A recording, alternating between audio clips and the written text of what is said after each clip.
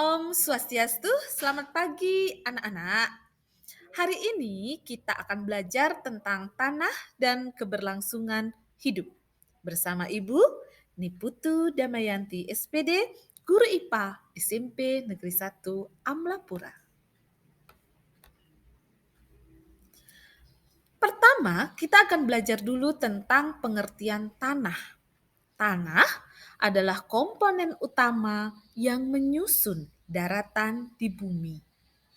Tanah memiliki banyak peranan.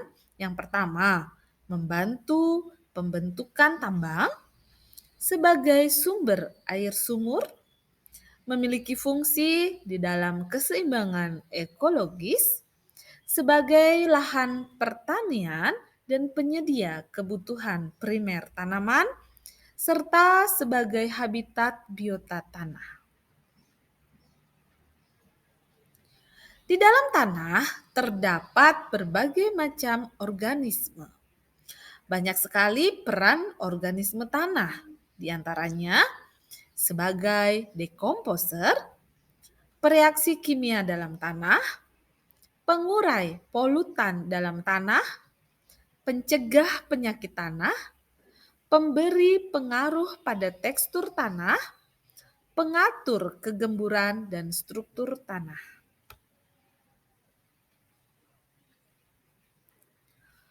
Proses pembentukan tanah.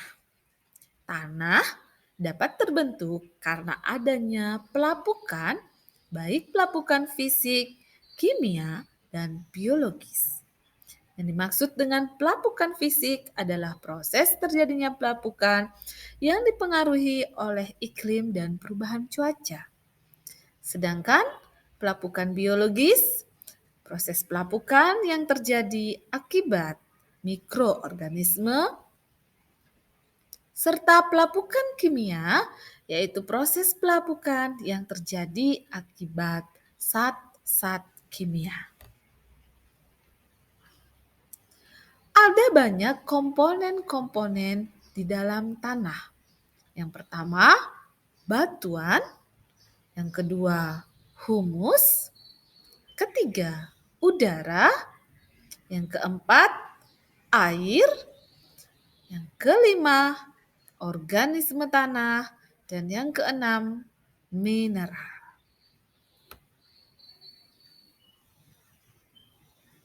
Struktur tanah.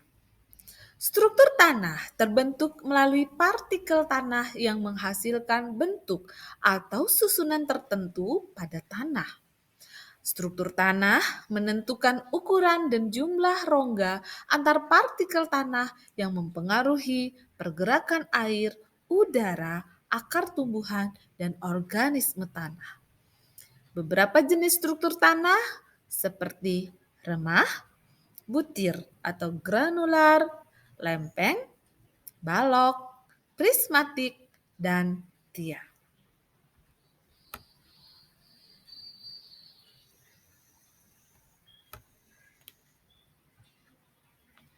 Baiklah, peserta didik semua, setelah kalian tadi mendengarkan materi tentang tanah, maka kalian akan mendapatkan aktivitas mandiri yang akan kalian kerjakan. Yang pertama, kalian akan menjelaskan bagaimana peranan tumbuhan sebagai penyedia keperluan manusia. Yang kedua, menjelaskan bagaimana peran struktur tanah dalam menyaring air.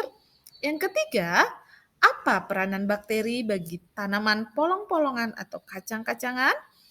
Yang keempat, kalian akan menyebutkan bagaimana pengaruh bahan organik terhadap kesuburan kimia tanah.